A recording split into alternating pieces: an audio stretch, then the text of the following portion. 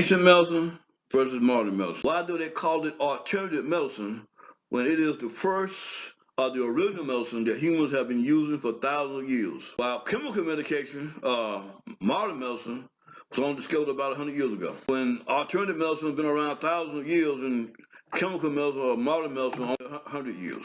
That's not to say that all modern medicine just deal with a Band-Aid, but natural medicine or alternative medicine at its core deals with trying to find the underlying causes of diseases.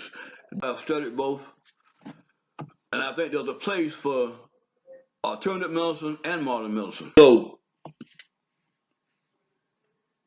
when you combine modern medicine, the best of modern medicine with the best of alternative or traditional medicine, you come up with what is being used now by many doctors, that's functional medicine. And we're going to look at the difference between functional medicine and so-called conventional medicine.